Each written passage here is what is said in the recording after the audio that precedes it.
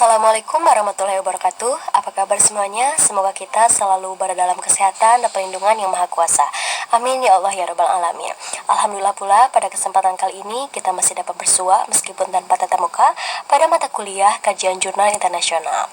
Sebelumnya perkenalkan terlebih dahulu, nama saya Ica Sofia Dorajijah, NPM 172151134, yang pada kesempatan kali ini akan mereview salah satu artikel dengan judul Ethnomathematics on Sundanese Belief Symbol.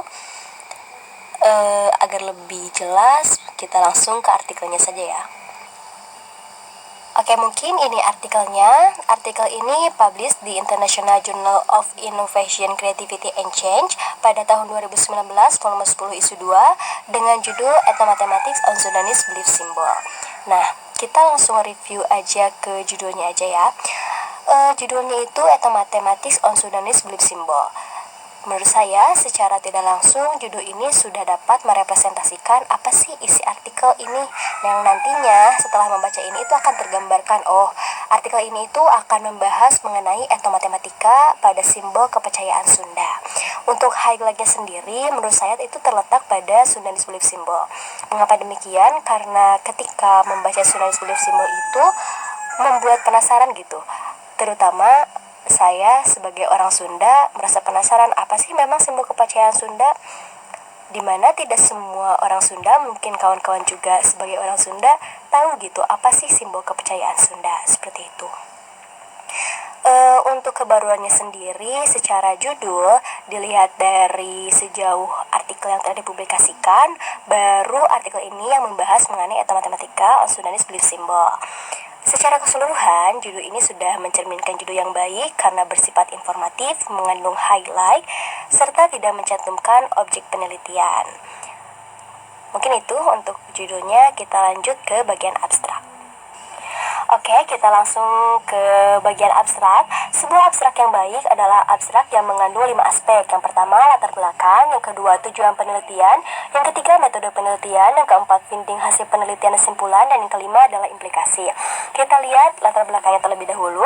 Untuk latar belakang pada abstrak ini, peneliti tidak mengungkapkan secara tersirat, melainkan secara tersurat melalui ungkapan etnomatematika. Di sini, peneliti mengungkapkan bahwa etnomatematika merupakan aktivitas berpola, di mana melahirkan simbol dan patokan yang dapat terukur secara matematis, yang apabila dikorelasikan dengan aktivitas orang Sunda yang sering menggunakan simbol-simbol dalam aktivitas sehari-harinya. Nah, inilah hal yang melatar belakangi mengapa peneliti melakukan penelitian ini. Untuk yang kedua, yaitu tujuan dari penelitian ini dapat dilihat dari kalimat "This research seek to uncover mathematics regarding the Sundanese belief symbol", yang artinya di mana peneliti ingin mengungkapkan apa sih aktivitas matematika dalam simbol kepercayaan Sunda, seperti itu. Untuk metodenya sendiri dapat dilihat dari highlight yang kuning ini bahwa penelitian yang dilakukan oleh peneliti itu menggunakan metode kualitatif dengan pendekatan deskriptif analisis dan arkeolog.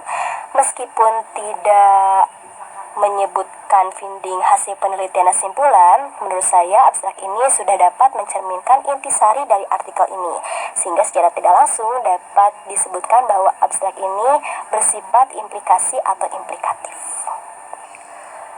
Oke, kita masuk ke kata kunci atau keyword. Jika di sini kata kunci dalam artikel ini itu Sundanese Belief Symbol dan matematik.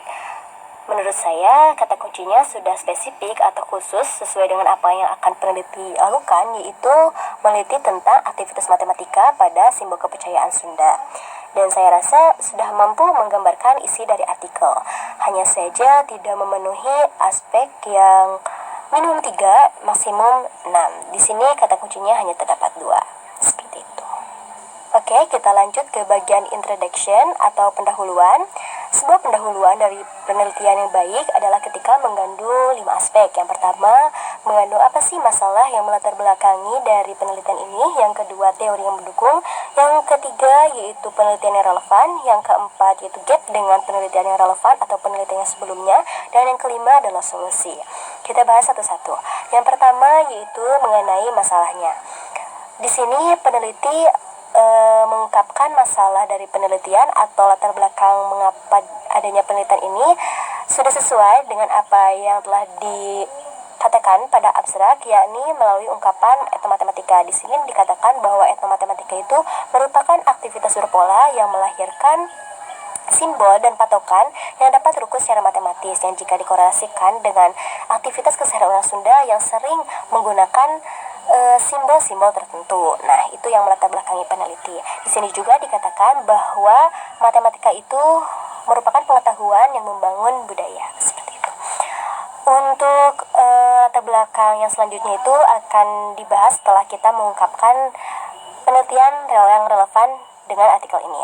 Yang selanjutnya, adakah teori yang mendukung? Nah, untuk teori yang mendukung di sini peneliti mengungkapkan beberapa kajian. Yang pertama itu teori tentang etnomatematika sendiri. Lalu yang kedua di sini peneliti itu mengungkapkan bagaimana sih simbol kepercayaan Sunda mulai dari sejarahnya yang sudah memang dipakai sejak Sunda Buhun, lalu simbol kepercayaan Sunda yang dibukukan yang sering disebut dengan tunduk dan paririmbon. Seperti itu. Itu untuk teorinya. Yang selanjutnya, ada nggak sih penelitian yang relevan di sini? Tentu ada. Di sini peneliti mengungkapkan 2 penelitian yang relevan dengan artikel ini, yaitu penelitian yang dilakukan oleh Mutadi et al. Pada tahun 2017 mengenai estimating, measuring, and making patterns, atau menaksir, mengukur, dan membuat pola, di mana melahirkan istilah-istilah yaitu seperti kibik, bata, dan pihuntuan. Untuk penelitian yang relevan yang kedua yaitu dilakukan oleh Abdullah, di mana Abdullah ini membahas mengenai simbol-simbol pengukuran Sunda dalam satuan panjang, lebar, tinggi, luas, volume, dan waktu. Nah, dari kedua penelitian ini itu memang sudah mengeksplor bagaimana aktivitas orang Sunda yang berhubungan dengan matematika. Namun, kedua penelitian ini itu tidak mengungkapkan bagaimana sih simbol kepercayaan Sunda itu dapat berpengaruh terhadap individu orang Sunda yang mencerminkan jati diri orang Sunda. Nah, hal inilah yang melatar belakangi kedua mengapa peneliti melakukan penelitian ini. Nah, hal ini juga bisa dikatakan sebagai gap analisis dari penelitian ini terhadap penelitian-penelitian sebelumnya, yaitu ketika kedua penelitian ini hanya mengeksplor aktivitas orang Sunda yang berhubungan dengan matematika. Di sini peneliti itu mengungkapkan bagaimana nih simbol-simbol dari aktivitas orang Sunda ini yang dapat mempengaruhi individu orang Sunda sehingga mencerminkan jati diri orang Sunda. Seperti itu. Nah, untuk bagian selanjutnya yaitu solusi. Nah, solusinya itu dengan diadakannya lah penelitian ini. Oke, selanjutnya di sini apakah pendahuluan sudah memenuhi prinsip segitiga terbalik? Menurut saya sudah. Mengapa demikian? Karena membahas dari kajian umum ke kajian yang lebih spesifik. Di sini kita dapat lihat bahwa pada awalnya matematika, di sini peneliti itu mengungkapkan bahwa matematika itu merupakan pengetahuan yang membangun sebuah budaya. Yang selanjutnya di sini peneliti mengungkapkan tentang kajian etnomatematika. Yang selanjutnya peneliti juga mengungkapkan penelitian-penelitian yang relevan, lebih spesifik lagi ya. Yang selanjutnya di sini peneliti mengungkapkan kajian teori mengenai simbol kepercayaan Sunda yang memang sudah dipakai sejak Sunda Buhun. Lalu di sini peneliti mengungkapkan bahwa adanya simbol kepercayaan Sunda yang dibentuk dalam manuskrip, yaitu yang disebut tunduk dan paririmbon.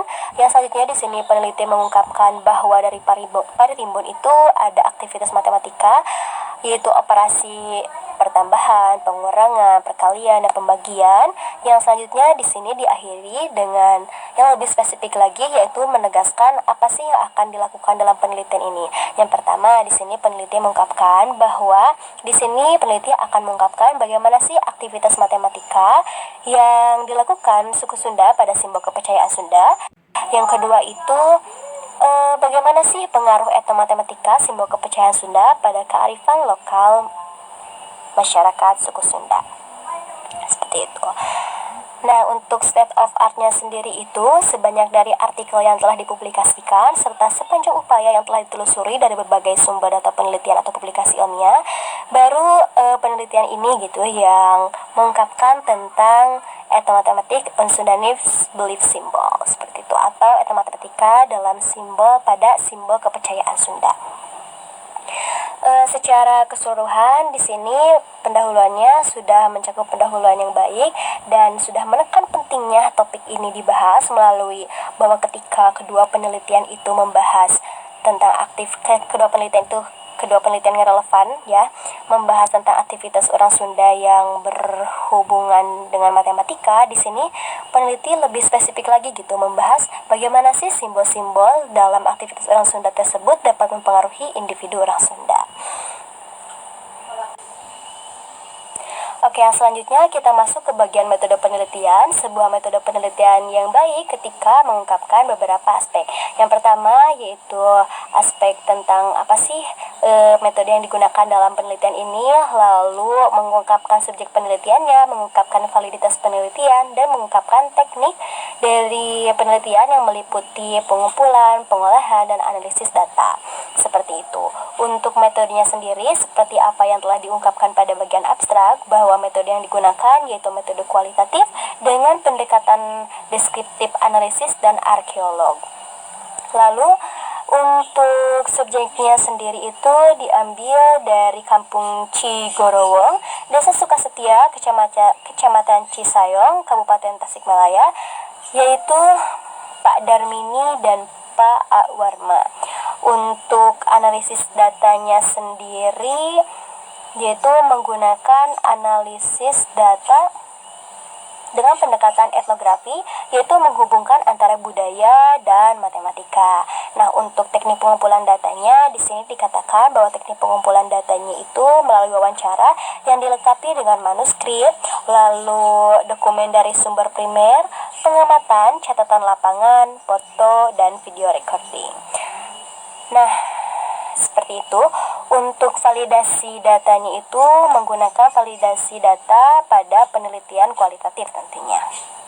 Secara keseluruhan, metode ini sudah mencerminkan metode yang baik karena mengandung aspek-aspek yang tadi telah disebutkan. Oke, kita langsung ke bagian hasil penelitian dan pembahasan. Di sini dalam mengungkapkan hasil temuan, peneliti itu mencantumkan potongan wawancara atau dialog dengan narasumber, yaitu seperti ini. Pada bagian pembahasan simbol kepercayaan Sunda, dan yang kedua itu simbol kepercayaan Sunda dan kearifan lokal. Seperti itu.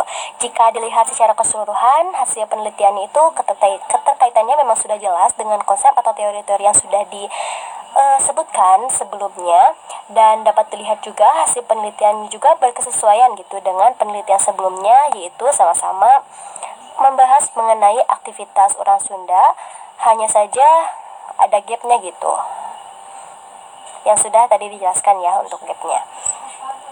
Nah, selanjutnya untuk bagian pembahasannya juga sudah dapat menjawab masalah penelitian, yaitu yang tadi yang pertama, adanya aktivitas matematika dalam simbol kepercayaan Sunda, yaitu mulai dari operasi pertambahan, pengurangan, perkalian, dan yang saja di sini diungkapkan adanya konsep modulo. Seperti itu. Nah, yang kedua yaitu di sini peneliti juga sudah mengungkapkan pengaruh dari etnomatematika simbol kepercayaan Sunda pada kearifan lokal masyarakat. Jadi dalam ketika penelitian sebelumnya itu sama-sama mengungkapkan seperti naktu, babasan, dan angka-angka. Seperti kan menentukan naktu itu ada angka-angkanya ya, 5, 6, atau hana caraka juga ini ada angka-angkanya. Nah, di sini itu peneliti tuh mengungkapkan arti-arti dari angka tersebut. Ketika 3 itu apa sih maksudnya? 3 itu yaitu soul, body first, soul, dan ketiga itu treasure, seperti itu.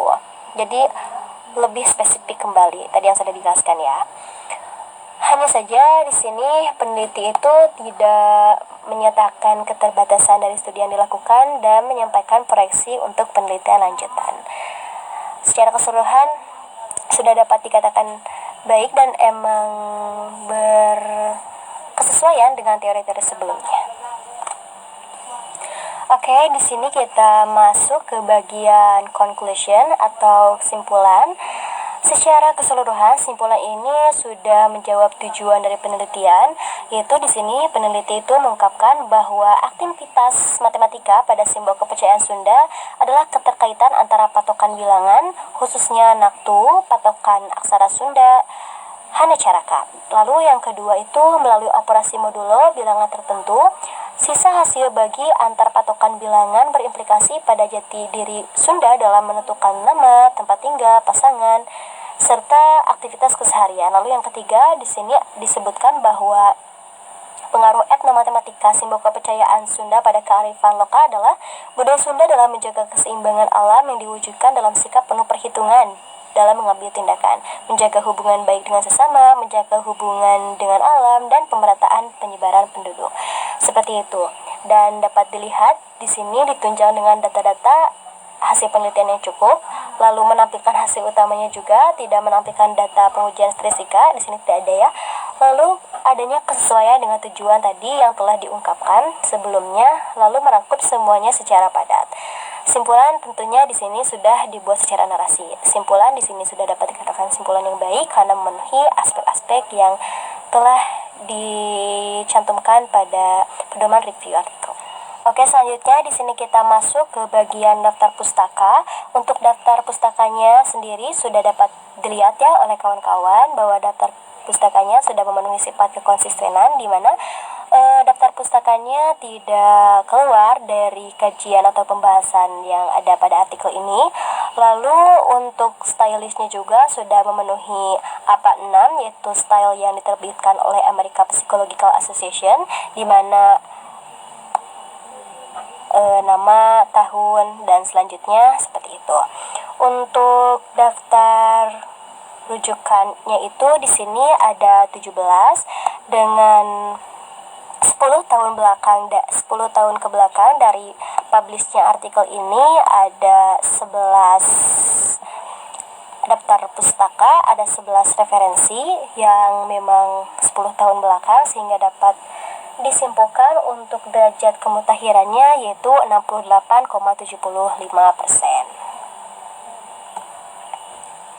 Oke, lanjut.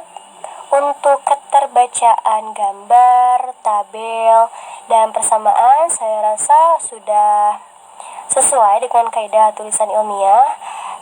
Gambarnya sudah berkualitas baik, lalu di sini tabel-tabelnya terlihat jelas, persamaannya juga sesuai, rumusnya tuh dibuat sesuai dengan standar. Lalu bahasa pada tabel itu sama dengan bahasa pada artikel, dapat dilihat di bagian ini seperti itu. Untuk kalimatnya juga sudah berstandar baku, paragraf tidak hanya berisi satu kalimat, dan penggunaan istilah asing bercetak miring karena ini artikelnya internasional dan pakai bahasa Inggris, jadi nggak semuanya dimiringkan ya.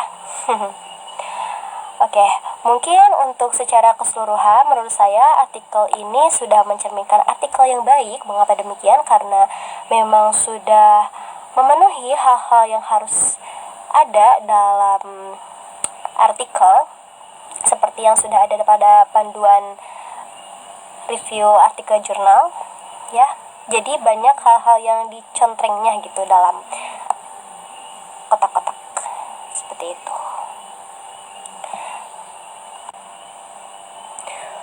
Mungkin sekian review artikel dari saya, semoga bermanfaat. Apabila ada yang perlu ditanyakan, boleh ditanyakan, dan apabila ada hal yang membingungkan juga boleh ditanyakan. Apabila ada kesalahan atau banyak kesalahan, minta koreksiannya. Dan mohon maaf apabila ketidakjelasan audio atau ada suara-suara yang tidak diundang.